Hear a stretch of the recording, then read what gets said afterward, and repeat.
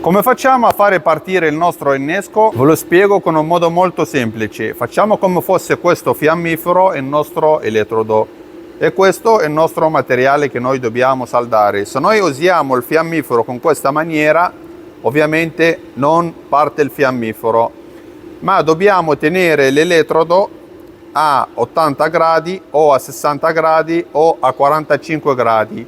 Una volta in gradazione basta strusciare. Guardate che parte l'innesco e parte la nostra saldatura. La stessa sistema del fiammifero vale anche per l'elettrodo. Non dobbiamo andare a 90 gradi, ma basterebbe inclinare l'elettrodo o a 80 gradi o a 60 gradi o a 45 gradi. Una volta siamo in gradazione dobbiamo strusciare l'elettrodo con questa maniera.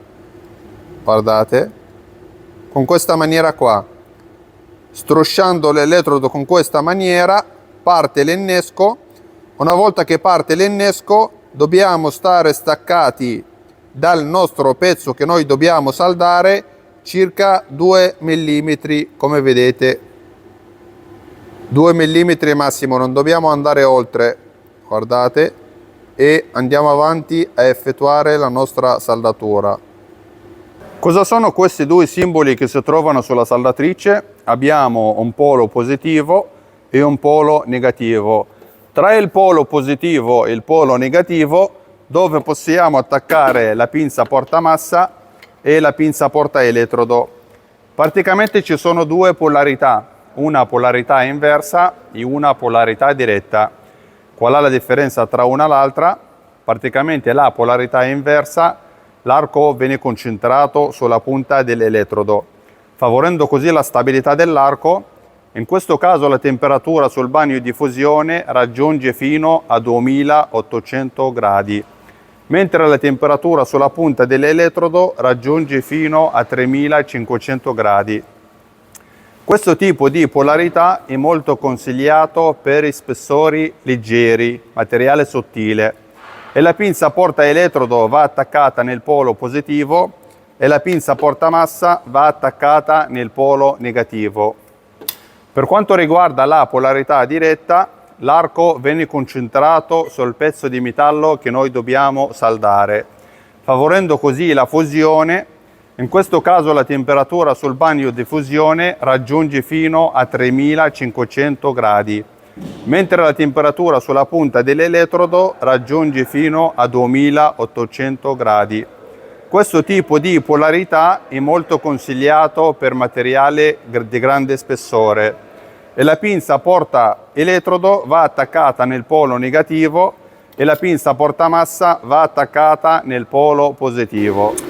Bene ragazzi, come spiegavo prima, ho montato la pinza portamassa nel polo negativo e la pinza portaelettrodo nel polo positivo, quindi polarità inversa, perché devo saldare un materiale sottile di 1,5 mm.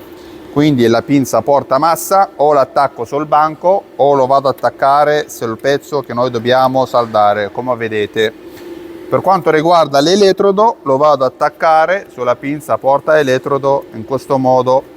Come facciamo a fare partire il nostro innesco? Praticamente ragazzi, quando facciamo la nostra saldatura non dobbiamo andare a martellate in questa maniera, che il nostro elettrodo si attacca al metallo.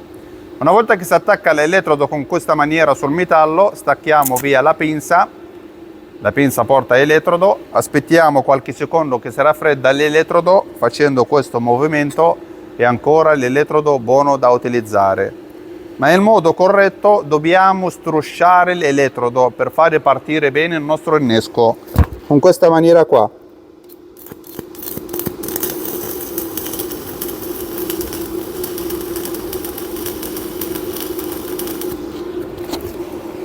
Strusciando l'elettrodo l'innesco parte facilmente e non avrete nessun problema di fare partire l'innesco.